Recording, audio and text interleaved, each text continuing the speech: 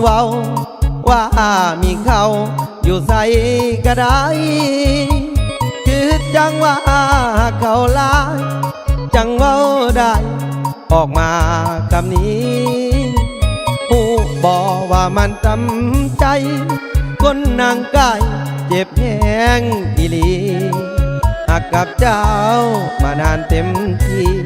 สุดท้ายก็มีคนใหม่ผัวพันคิดอิสาเขาแท้น้องเคแค่เขาโศกดีลายอายมันคนโศกหายคุณบ่ลายบ่ได้ห่วมทาผู้ว่าบ่สมกับน้องใจมันพอหาตั้งแต่นา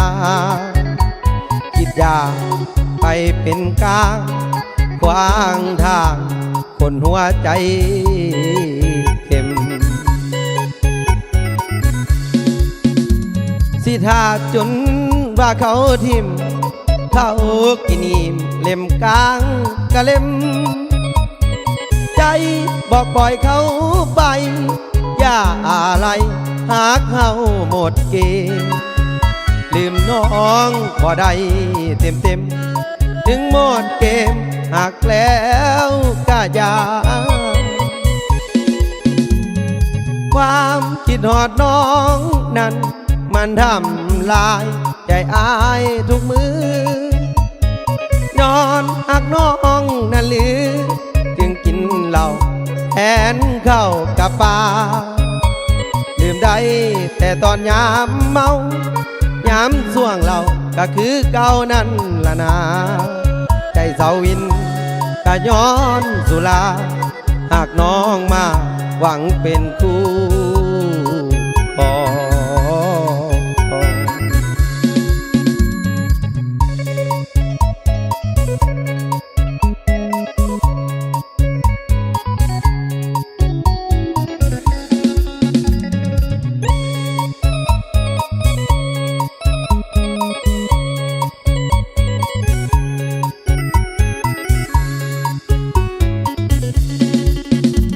สิท่าจน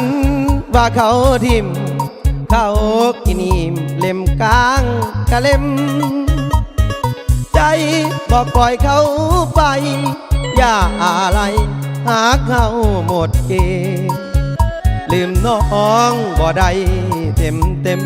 ถึงหมดเกมหักแล้วก็อย่าความคิดหอดน้องนั้นมันทำลายใจอายทุกมือย้อนหักน้องนั่นหรือจึงกินเหล้าแทนเข้ากับปลาลืมได้แต่ตอนยามเมาบาดส่วงเราก็คือเก่านั่นละนาใจเสาวินก็ย้อนสุราหากน้องมาหวังเป็นคู่ปอ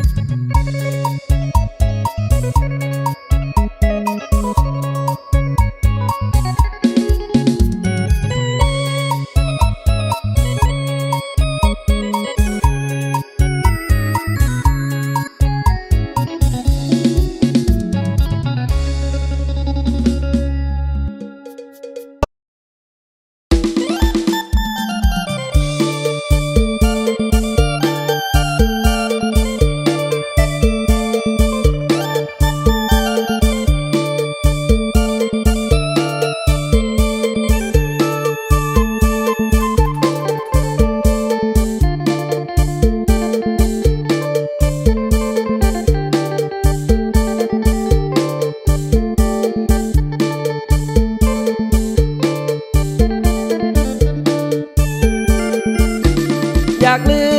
มคำว่าไอแต่ใจคือแห้งคิดหอหัวใจแทบสอคิดหอดน้องนั้นแห้งอยากไปขอขี้เกียจเปิดทุกอาการแสดงยันน้องกำแพง เป็นอื่นแต่เด็กวันจะอายผู้อยู่เต็มที่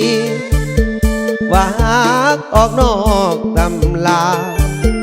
แต่ใจของอายนี่นะอยากเคียงกันดาแท้เด็กคนดีบัดคิดนอดน้องเนื้อทองให้เศร้าชีวิตเห็นใจเถิดนาคนดีหากที่มีจะมีเปลี่ยนแปลงยังคิดอยากลืมดอกความล้าวลาคือใจอายถึกบานเมื่ออยากลืมน้องยามใจคิดนอนแห้งแง่แก้ไขปัญหาบ่ได้อยากบอกน้องสามไว้ให้เห็นใจคนหากแย่งแน่อายหากน้องแท้อย่าได้แค่คำคนนินดาหากอายเจ้าเท่าสีว่าเสียอายเถอะนะบ่มีเปลี่ยนแปลงตกลงนอละหากอายเถิดนะคำแต่อายหากเจ้าเด้อแก้มแต่อย่าได้ละเวอายเลยคนดี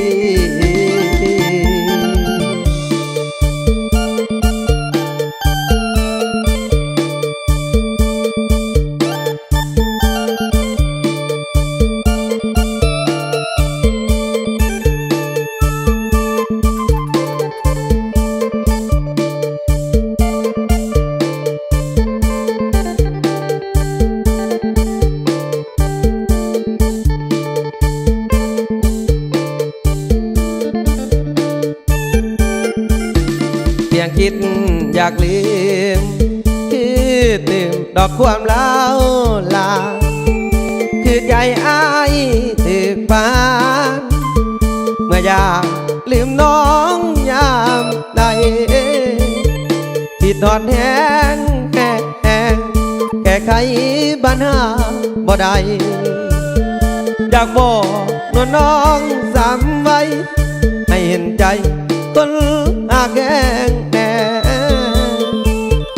อายหากน้องแท้อย่าได้แค่ทำคนนินทาอายหากเจ้าเท่าสีว่าเสียอายเถอะนะบ่มีเปลี่ยนแปลงตกลงนอละหากอายเถิดนะคำแพงอายหากเจ้านั้นแก้มแดดอย่าได้ละแวงอายเลยคน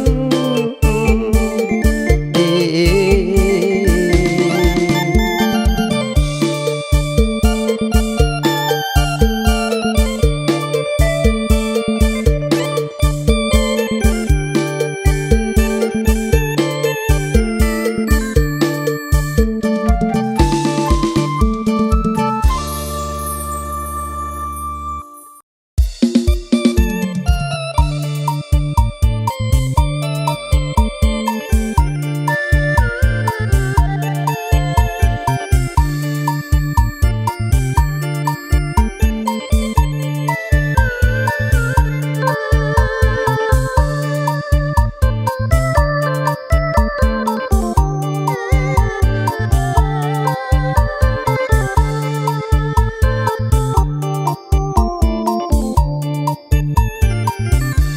ไปใส่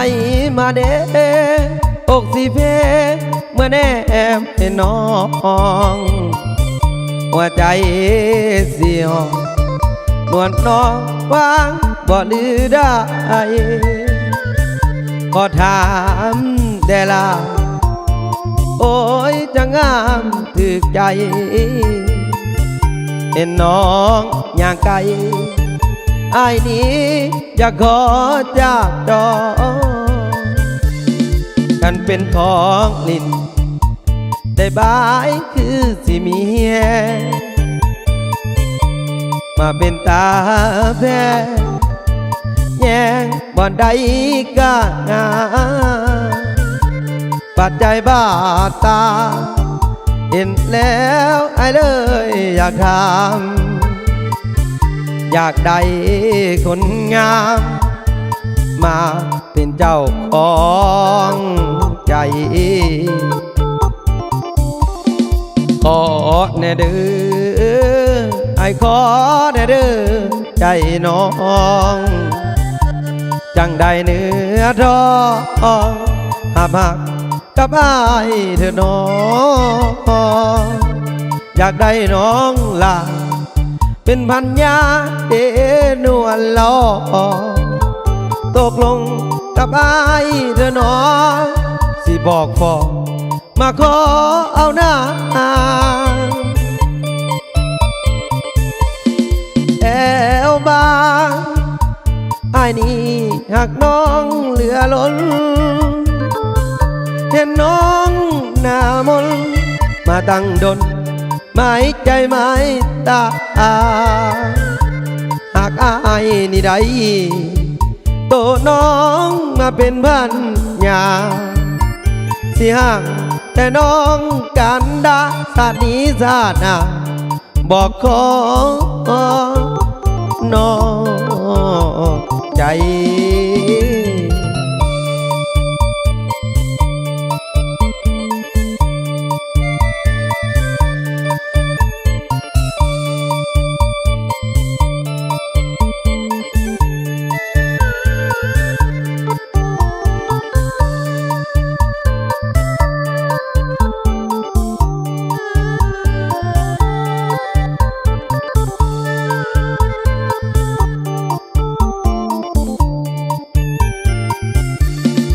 ขอแน่เด้อไอ้ขอแน่เด้อใจน้องจังได้เนื้อทองหักกับอ้ายเธอน้องอยากได้น้องลา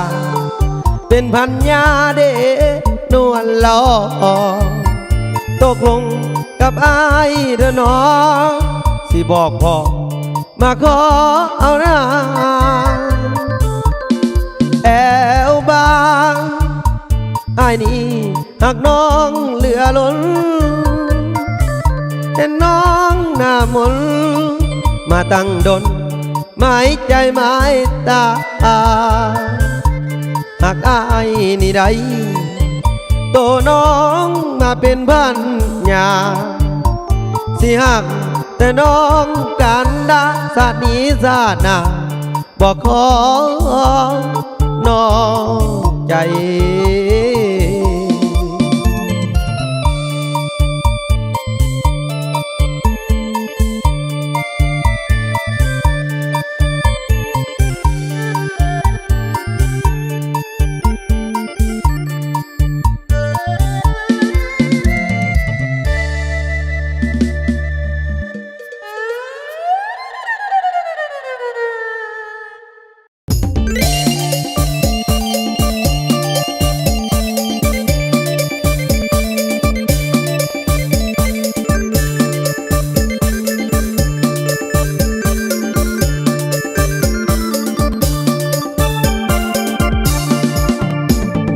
เห็นผู้สาวหอบสองได้สมใจ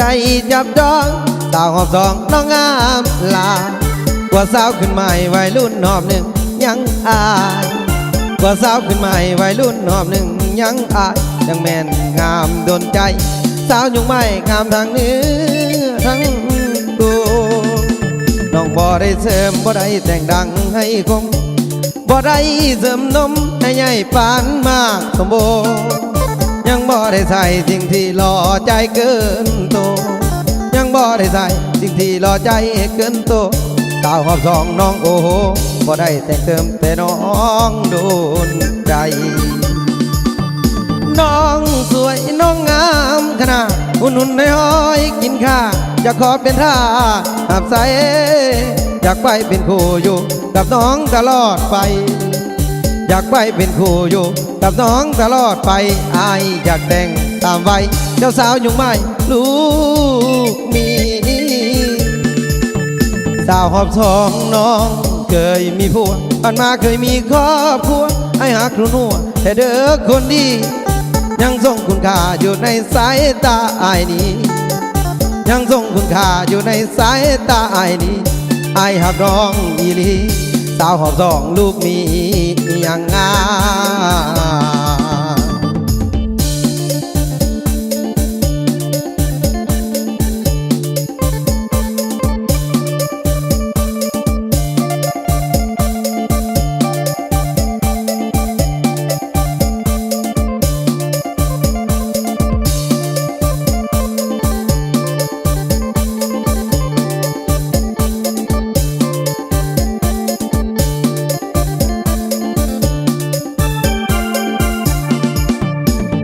มสวยน้องงามขนาดนุ่นให้อ้อยกินข้าอยากขอเป็นทาสอับใจอยากไปเป็นคู่อยู่กับน้องตลอดไปอยากไปเป็นคู่อยู่กับน้องตลอดไปอายอยากแต่งตามไว้เจ้าสาวยุงไม่ลูกมีสาวหอบสองน้องเคยมีผัวผ่านมาเคยมีครอบครัวให้หักทุนหัวแต่เด้อคนดียังทรงคุณค่าอยู่ในสายตาอายนี้ยังทรงคุณค่าอยู่ในสายตาอายนี้อายหักน้องอีหลีสาวหอบสองลูกมีอย่างงาม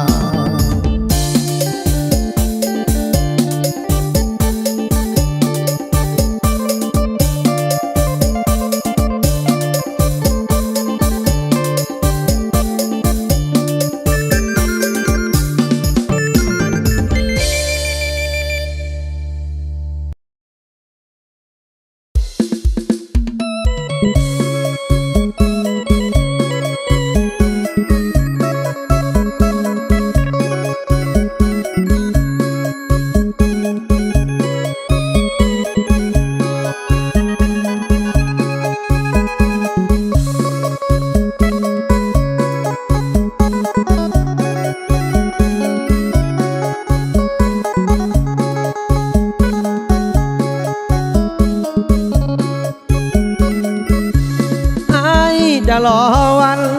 ที่น้องนั้นจะลืมเขารอวันที่จะลืมเขาได้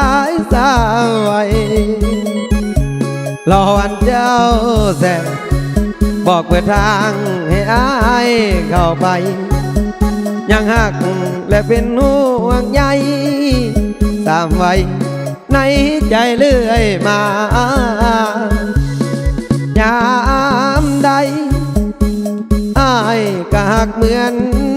เดิมรอวันน้องเสริมความหักผู้พัน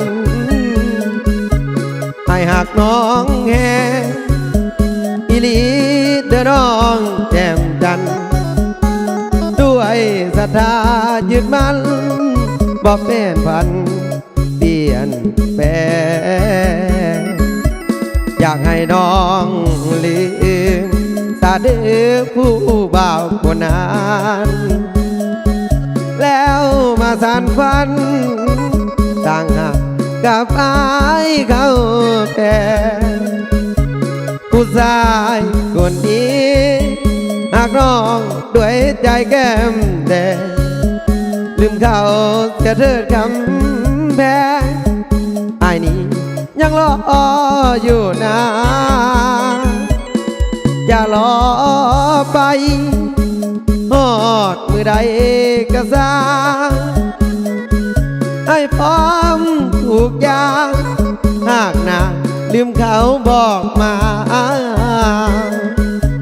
สิบอกมีแฟนรอถ้าห่วงแหนแต่น้องการดารอวันที่เจ้านั้นนาลืมเขารอเจ้า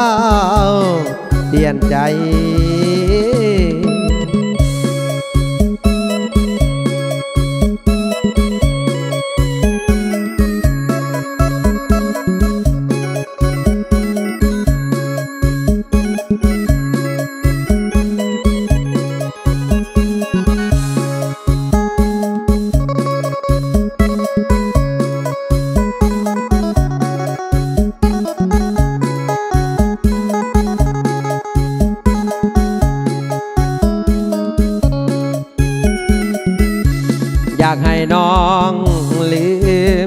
สาเดือผู้บ่าวคนนั้น